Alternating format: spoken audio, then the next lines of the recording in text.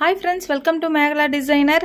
இந்த வீடியோவில் வந்து பார்த்தீங்க அப்படின்னா தோழி ஒருத்தர் வந்து கேட்டிருந்தாங்க. அதாவது அவங்க ப்ளவுஸில் வந்து ரெண்டாவது ஊக்கு மாட்டிட்டு ஃபஸ்ட்டு ஊக்கு வந்து இந்த மாதிரி ஓப்பன் பண்ணி விட்டால் தான் கப் ஷேப் வந்து கரெக்டாக இருக்குது அப்படின்னு கேட்டிருந்தாங்க. அது எதனால் அந்த பிரச்சனை அப்படின்னு கேட்டிருந்தாங்க. இப்போ பார்த்தீங்க அப்படின்னா 3 காரணத்தை சொல்லலாம்.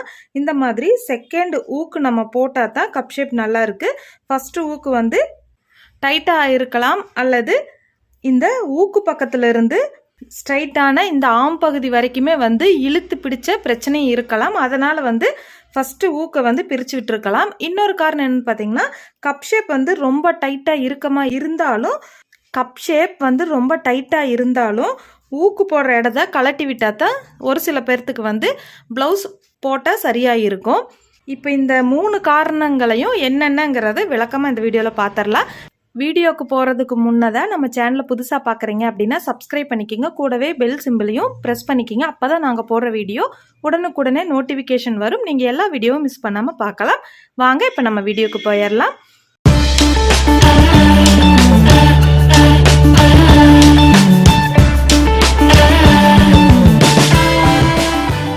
ஃபஸ்ட்டு காரணம் என்னன்னு பார்த்தீங்க அப்படின்னா, நம்ம வந்து ஆம் பகுதியை வந்து முன்பக்கத்துக்கு நம்ம வளைச்சு கட் பண்ணுவோம் இல்லைங்களா. இந்த வளைவு வரும்போது ரொம்பவும் நமக்கு வந்து உள்வாங்கி இந்த வளைவு வந்துருச்சு அப்படின்னாலும் நமக்கு என்னாகும் பார்த்தீங்க அப்படின்னா, இந்த ஃபஸ்ட்டு ஊக்கு போடுற இடம் வந்து டைட்டாக இருக்கும். ரெண்டாவது என்னன்னு பார்த்தீங்க அப்படின்னா, இந்த ஆம் பகுதி, அதாவது ஷோல்டர்லேருந்து ஆம் பகுதியுடைய நீளத்தை வந்து நம்ம இந்த மாதிரி மார்க் பண்ணுவோம் இல்லைங்களா. இந்த நீளம் வந்து சரியான அளவில் இல்லாமல் இந்த நீளம் வந்து 1/2 இன்ச் 1 இன்ச் வந்து நமக்கு அதிகமாக வந்துருச்சு. இப்போ இந்த இடத்துல வர வேண்டிய நீளம் வந்து இப்படி 1/2 இன்ச் 1 இன்ச் வந்து நீங்கள் வந்து நீளத்தை அதிகப்படுத்திட்டீங்க அப்படின்னாலும் என்னாகும் பார்த்தீங்க அப்படின்னா, நமக்கு வந்து இந்த இடத்துல இந்த சேஃப் கொடுத்து இப்படி ஆம் பகுதி வருது. அப்படிங்கும்போது இந்த ஃபஸ்ட்டு ஊக்கு போடுற இடமும் இந்த ஆம் சைடும் பார்த்தீங்க அப்படின்னா நமக்கு டைட்டாக இருக்கிற மாதிரி பிரச்சனை வந்து வந்துடும். அதே மாதிரி டைட்டாக இருக்குது அப்படின்னாலும் நமக்கு வந்து கப் ஷேப் வந்து என்னாகும் பார்த்தீங்கன்னா, இந்த சுற்றளவு முழுவதுமே வந்து அமுத்திட்டு ப்ளவுஸ் வந்து போடும்போது நமக்கு வந்து போட்ட ஃபீலிங்ஸே இருக்காது. பஸ்ட்டை வந்து அமுத்திட்டே இருக்கிற மாதிரி இருக்கும். சாரீ கட்டி பார்க்கும்போது பார்க்கறதுக்கும் அமைப்பாக இருக்காது, நமக்கு போடுறதுக்கும் ஒரு கச்சிதமாக இருக்கிற மாதிரி ஒரு ஃபீலிங்ஸே இருக்காது. இந்த 2 பிரச்சனையுமே வந்து பார்த்தீங்க அப்படின்னா, ஒன்று வந்து இந்த ஆம் பகுதி இறக்கமாக வந்துருச்சு அப்படின்னா வரும். ரெண்டாவதாக வந்து இந்த நீளத்தை வந்து நீங்கள் அதிகப்படுத்திட்டீங்க அப்படிங்கும்போது இந்த ஃபஸ்ட்டு ஊக்கு போடுற இடத்த கண்டிப்பாக பாதிக்கும்.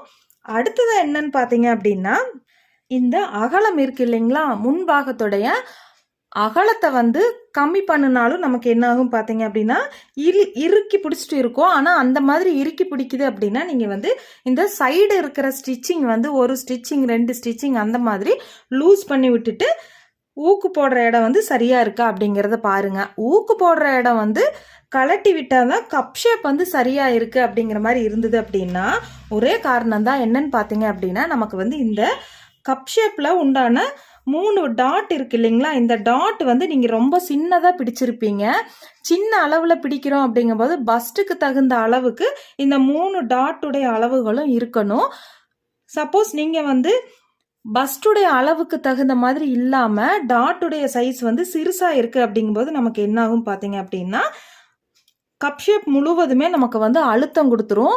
அதே மாதிரி பாயிண்டாவோ அல்லது கிளாத் வந்து நமக்கு பஸ்ட்டுக்கு தகுந்த மாதிரி இந்த மாதிரி நமக்கு வராது. ஃபுல் கிளாத்துமே வந்து பார்த்தீங்க அப்படின்னா, இந்த ஊக்கு போடுற 3 ஊக்கு போடுற இடத்துல இருந்து கரெக்டாக இந்த ஆம் பகுதியிலிருந்து இந்த பட்டி ஸ்டிச் பண்ணுறோம் இல்லைங்களா, இந்த இடம் ஃபுல்லுமே என்ன ஆகும் பார்த்தீங்கன்னா, இப்படி பட்டையாக இழுத்து பிடிச்ச மாதிரி ஆயிரும். இப்போ இழுத்து பிடிச்ச மாதிரி ஆகுது அப்படிங்கும்போது நீங்கள் ஊக்க கலட்டினாதான் உங்களுக்கு வந்து இந்த இடத்துல கொஞ்சம் கிளாத் வரும். அப்படி இருக்கிறதுனால தான் நீங்கள் வந்து ஊக்க கலட்டி போடும்போது உங்களுக்கு வந்து கப் ஷேப் சரியாக இருக்குது அப்படிங்கிறீங்க. நீங்கள் இனிமேல் பண்ணும்போது என்ன பண்ணுறீங்க அப்படின்னா, இந்த 3 டாட்டும் வந்து பிடிக்கிறீங்க இல்லைங்களா, இந்த 3 டாட்டும் நம்ம வந்து டக்கு பிடிக்கிறோம் இல்லைங்களா. டக்கு பிடிக்கும்போது பார்த்தீங்க அப்படின்னா நீங்கள் வந்து ஒரு 2 பாயிண்ட்டை வந்து அதிகம் பண்ணிக்கிங்க. இந்த சென்டர் டாட் வந்து ஒரு 1/4 இன்ச்சை வந்து இப்படி அதிகம் பண்ணிக்கிங்க. நார்மலாக நீங்கள் பிடிக்கிறத விட ஒரு 1/4 இன்ச்சை வந்து இந்த மாதிரி ஸ்டிச்சிங் ஸ்டார்ட் பண்ணும்போது பட்டையாகவும் முடிக்கும்போது வந்து பார்த்தீங்க அப்படின்னா இந்த மாதிரி கூர்மையாகவும் ஸ்டிச் பண்ணி நம்ம எடுத்துடணும்.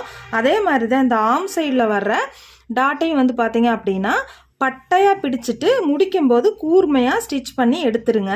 அந்த மாதிரி நீங்கள் ஸ்டிச் பண்ணி போடும்போது உங்களுக்கு வந்து ஃபஸ்ட்டு ஊக்கு கலட்டுனா தான் கப் ஷேப் வந்து சரியாக இருக்கும் அப்படிங்கிற பிரச்சனை வந்து சரியாயிரும். இந்த வீடியோ பிடிச்சிருந்தது அப்படின்னா நீங்கள் வந்து லைக் பண்ணுங்கள். நான் சொன்ன டிப்ஸை வந்து நீங்கள் ஃபாலோ பண்ணி பாருங்கள். அதே மாதிரி நீங்கள் ஏதாவது ஒரு சின்ன சின்ன ஃபால்ட்டு தான் பண்ணியிருப்பீங்க. இப்போ நான் சொன்னதில் எந்த மாதிரி நீங்கள் கட்டிங் பண்ணுறீங்கிறது கண்டிப்பாக உங்களுக்கு தெரிஞ்சிருக்கும். இந்த மாதிரி நீங்கள் கட்டிங் பண்ணி பாருங்கள். கண்டிப்பாக உங்களுக்கு அந்த பிரச்சனை இருக்காது. இந்த வீடியோவில் ஏதாவது சந்தேகம் இருந்தது அப்படின்னா கமெண்ட்டில் சொல்லுங்கள். அடுத்த வீடியோவில் பார்க்கலாம். தேங்க்யூ.